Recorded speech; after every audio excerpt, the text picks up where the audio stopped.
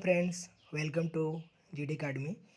तो आइए हम लोग रेलवे ग्रुप डी की जो अभी फॉर्म हम लोगों ने फिल किया है उसकी हम लोग पीवाईक्यू देखेंगे पेपर की रेलवे ग्रुप डी में आरआरबी ने कैसा पेपर और एन एनटीपीसी ने कैसा पेपर पूछ रखा है उस क्योंकि जो पीवाईक्यू में क्वेश्चन आए हैं प्रीवियस ईयर में जो क्वेश्चन आए हैं वैसे ही टर्म जो हमारे हैं ना आने वाले एग्ज़ाम में जब हमारे मई जून में जो एग्ज़ाम होंगे ग्रुप डी के उसमें देखने के लिए क्या मिलेंगे, ठीक ना। तो आइए एक एक करके देखते हैं कि सबसे पहले मैं आपको आज जो इस लेक्चर के माध्यम से बताने वाला हूँ वो मैं करेंट अफेयर और रीजनिंग के बारे में बताऊँगा। करेंट अफेयर जीके जीएस के बारे में बताऊँगा, ठीक ना। तो आज का हमारा टॉपिक से रहेगा कि पीवाईक्यू में कैसे कैसे क्वेश्चन जीके जीएस से और आते हैं। जैसे करेंट अफेयर जिस वर्ष में आप एग्ज़ाम दे रहे हो, जैसे अभी 2025 चल रहा है तो 2025 में आपकी करेंट अफेयर 2025 से रिलेट रहेंगे। तो करेंट अफेयर का पीवाईक्यू देखने का कोई मतलब नहीं है, फिर भी आपकी वही करेंट अफेयर के क्वेश्चन जीके जीएस में क्या होते हैं, फॉर्मेट बन जाते हैं, वैसा ही रूप ले लेता है। तो ऐसे हम लोग आइए देखते हैं पीवाईक्यू। चलिए तो बिना देर का आए हुए हम लोग पीवाईक्यू देखते हैं। चलो let's begin to start journey from railway यात्रा। चले ना, चलते हैं। तो चलिए आज का रेल यात्रा हम लोग स्टार्ट करते हैं। रेल यात्रा हमारी स्टार्ट हो चुकी है पीवाईक्यू से, क्योंकि पीवाईक्यू देखने से ये आपको एक पता चल जाएगा, एक तरीका मिल जाएगा कि हमारी आने वाले एग्ज़ाम में कैसे फॉर्मेट होके कैसे क्वेश्चन बने। क्योंकि किसी भी एग्ज़ाम में आपको भी किसी भी कॉम्पिटेटिव एग्ज़ाम या अदर एग्ज़ाम आप दे रहे हो तो पीवाईक्यू अगर नहीं देखोगे तो आप सबसे बड़ी मिस्टेक करें। क्योंकि पीवाईक्यू अगर देख रहे हो, पीवाईक्यू अगर सॉल्व कर रहे हो, पीवाईक्यू को समझ रहे हो आप, तो आप 70% एग्ज़ाम को क्वालिफाई कर चुके हो। बस 30% करना है उसको दोबारा रिविजन करके, ठीक ना। तो चलिए पीवाईक्यू देखते हैं हमारे आज जीके जीएस में कैसे कैसे क्वेश्चन पूछे गए हैं। तो जैसे आप लोग को मालूम हो कि जो हमारे जीके और जीके जीएस के क्वेश्चन जो होते हैं, जीके यानी कि जनरल नॉलेज, जीएस यानी कि जनरल साइंस, सेम ही है। तो इसमें 3 तरह का आपके पास फॉर्मेट रहता है। मैं रीजनिंग को भी साइड में रख रहा हूँ। ऐसे तो हमारे रीजनिंग भी लगे जिसको बोलते हैं जीटी यानी कि जनरल टेस्ट, ठीक ना, आप लोग जानते होंगे, फिर भी मैं आपको बता चुका हूँ। तो मैंने क्या बोला, इसमें सबसे पहले जो हमारे हैं किसके क्वेश्चन रहेंगे, साइंस के रहेंगे इंक्लूड, और साइंस के रहेंगे हिस्ट्री, ज्योग्राफी, बोले तो एसएसटी के पार्ट्स रहेंगे। साइंस और एसएसटी वाले पार्ट्स रहेंगे, जितने भी हिस्ट्री है, ज्योग्राफी है, आपके सिविक्स है, राजनीतिक शास्त्र, ये सारे के क्वेश्चन मिलेंगे आपको। और साइंस हो गया, एसएसटी हो गया, उसके बाद और कौन से पार्ट्स आपको मिलने वाले हैं, तो और उसके पार्ट्स आपको मिलने वाले हैं मुख्य रूप से कितने, मैंने बोला 2 ही, साइंस और एसएसटी वाले पार्ट से, इसलिए जनरल नॉलेज और जनरल साइंस लिखा गया है। तो चलिए फर्स्ट जो हमारा क्वेश्चन है, ये मैं जो आपको पेपर दिखा रहा हूँ 2000 कितने का है, 18 का है, 2018 का ये क्वेश्चन है। जिससे फर्स्ट क्वेश्चन क्या पूछा है कि विभिन्न प्रकार के अस्थायी उत्तक के निर्माण के लिए फिल इन द ब्लैंक्स, खाली स्थान दिया है, उत्तक की कोशिकाओं को अलग किया जाता है। तो यहाँ विभिन्न प्रकार की जो अस्थायी उत्तक है, परमानेंट टिश्यू है, जो उसके निर्माण के लिए खालिस्तान कौन सा उत्तक की कोशिका को अलग किया जा सकता है, उसके निर्माण मतलब विभिन्न प्रकार के परमानेंट टिश्यू के लिए कौन से हम उत्तक को क्या करेंगे यहाँ नई, उसको उसके लिए बताइए उत्तक की कोशिका को अलग किया जाए, कौन से उत्तक की कोशिका को अलग किया जाएगा। तो आपने पढ़ा होगा जब आप पढ़ रहे थे क्लास 10th में, आप तो ये आप जान रहे हो उत्तक वाले चैप्टर क्लास 9th में आपने पढ़ा होगा, है ना।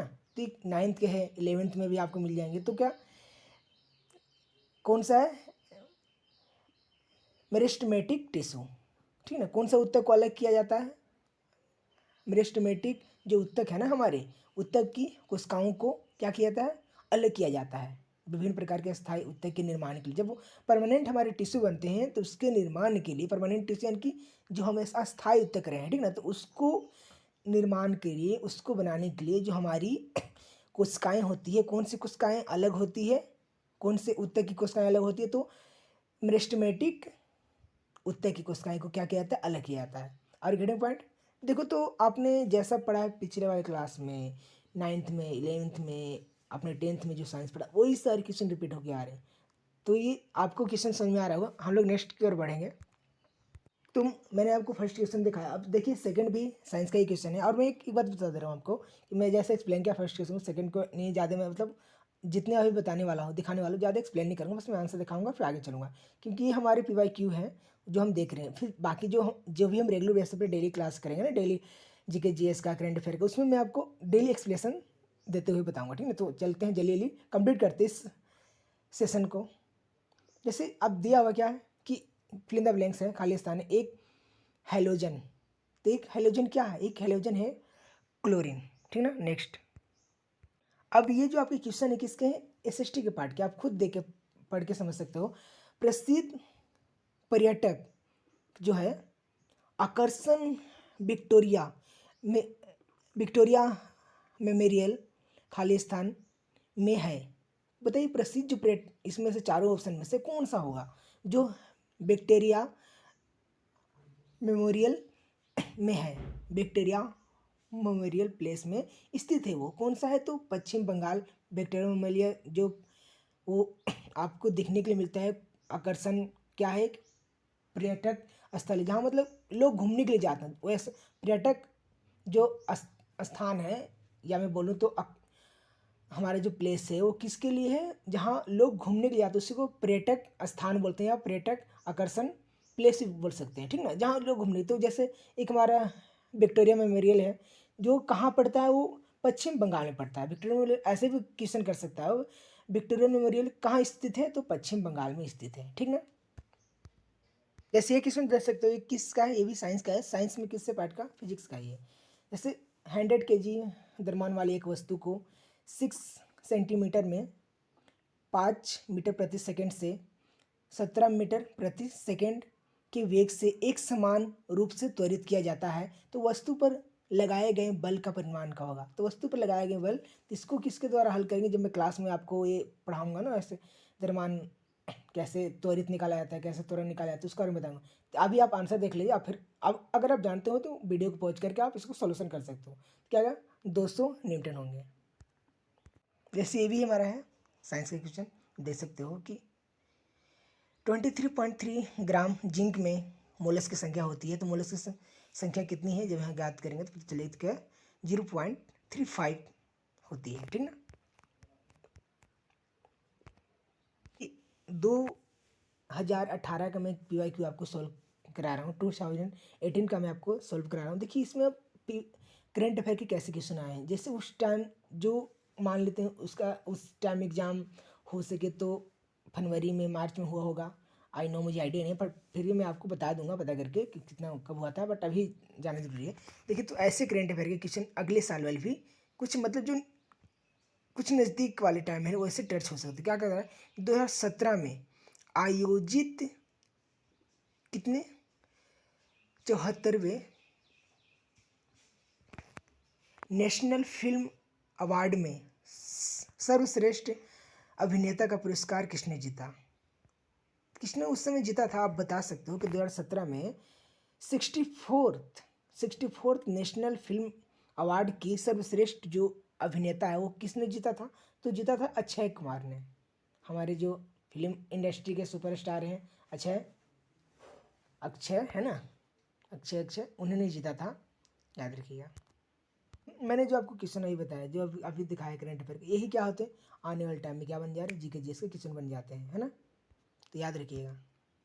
वीडियो लंबी हो सकती है तो इसके लिए मत डरे, क्योंकि आपको PYQ भी तो सॉल्व करने हैं ना, इसलिए। पृथ्वी की सतह के नीचे फंसी फंसी गर्मी को क्या कहते हैं, जो पृथ्वी के अंदर गर्मी रहती है उसको क्या बोलेंगे। ये तो बिल्कुल सिंपल क्वेश्चन है, क्या कहलाता है, भूतापीय कहलाता है।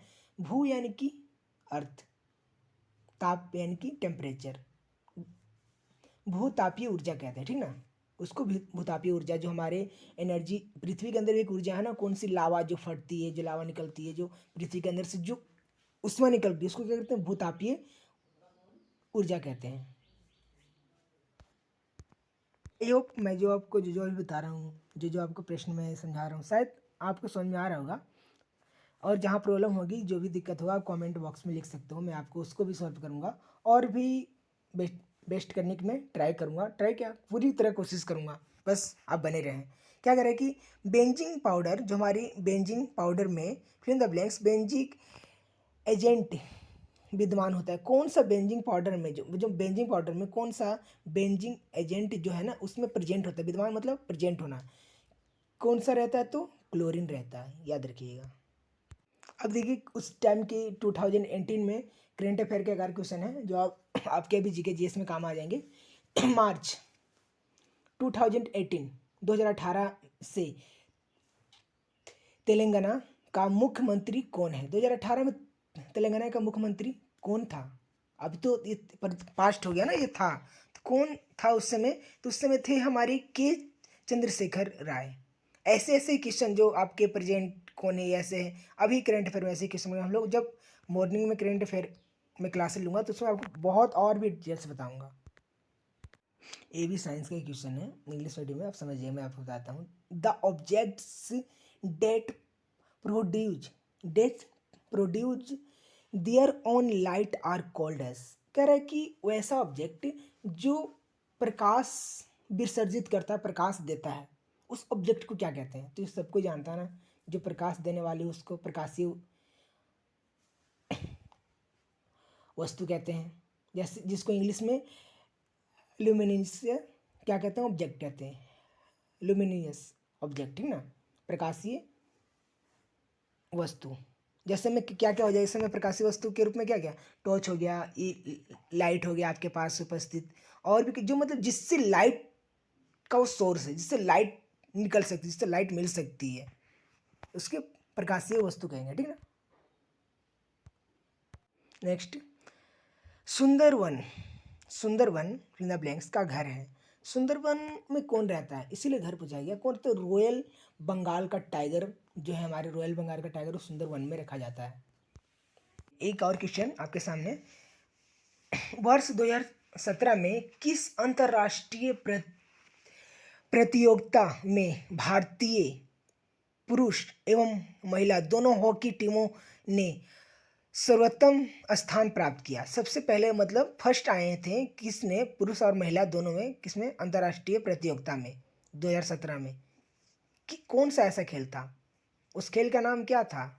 तो उस खेल ने आपको क्या बताया कि जो हमारे पुरुष और महिला दोनों ने हॉकी टीमों में सबसे प्रथम स्थान प्राप्त किया था, वो कौन से गेम अंतर्राष्ट्रीय हुए थे हमारे, जिसमें द एशियन कप में, ठीक ना, द एशियन कप में उन्होंने प्रथम स्थान लाया था भारत में, ठीक है। ओके, आगे चलते हैं। नेक्स्ट क्वेश्चन, क्वेश्चन आपके सामने साइंस का है कि फिल इन द ब्लैंक्स, खाली स्थान है कि तांबे में बाहरी सेल में 8 इलेक्ट्रॉन के स्थान 8 इलेक्ट्रॉन के 8 इलेक्ट्रॉन के साथ 3 कक्षाएं होती है।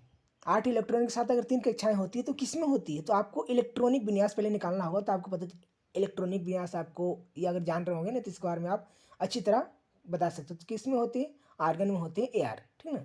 तो नेक्स्ट आगे कर बढ़ते हैं। अगला क्वेश्चन ये है कि किसी वस्तु का भार, किस वस्तु का जो भार है, मास है 20 kg है, तो पृथ्वी में उस वस्तु का भार यानी कि वेट, ठीक है, क्या होगा? तो जी बराबर, आप इसको ग्रेविटेशनल आपने पढ़ा होगा 9th क्लास में चैप्टर, फिर वही ग्रेविटेशनल आपको 11th में मिला होगा। तो आपको अगर निकालने आता है जी बराबर इस करके, तो आप निकाल लोगे इंटू 20 करके, तो ऐसे कितने हमारे आंसर आ जाएंगे? 196 आ जाएंगे। न्यूटन। काला क्रांति खालिस्तान की उत्पादन से संबंधित, काला क्रांति किसके उत्पादन से संबंधित है? तो काला यानी कि क्रांति तो आप जानते हो, मतलब चेंज होती है, हमारी बदलाव होती है, उसको क्रांति कहते हैं। तो किसके उत्पादन से संबंधित है? तो पेट्रोलियम से संबंधित है, पेट्रोल से संबंधित है, ठीक ना, पेट्रोलियम। नेक्स्ट आगे देखिए, सबसे कम उम्र में माउंट एवरेस्ट और माउंट एलब्रस यूरोप का सर्वोत्तम मतलब सर्वोच्च शिखर होता है एलब्रस्ट, जिसको बोल रहा हूँ ना, एलब्रस जो है क्या है, यूरोप का सर्वोच्च मतलब सबसे हाईएस्ट पीक है, वो शिखर है ना, कहाँ, यूरोप का, जिसको बोलते हैं एल्ब्रस। तो मैं क्या बोल रहा था कि सबसे कम उम्र में माउंट एवरेस्ट और माउंट एल्ब्रस पर विजय प्राप्त करने वाली लड़की कौन है? सबसे कम उम्र में कौन है वो लड़की जो सबसे दोनों की चढ़ाई की थी? तो है मालावाद पूर्वा। मालावाद पूर्वा है, ठीक है। आगे देखिएगा कि जब तार की लंबाई दोगुनी की जाती है तो ए मीटर की रेडियन खाली स्थान कम हो जाती है। तब तार की लंबाई को हम दोगुनी करेंगे तो ए मीटर की रेडियन क्या कम कम हो जाएगी, तो आधी हो जाएगी वो, ठीक ना, जब भी तार की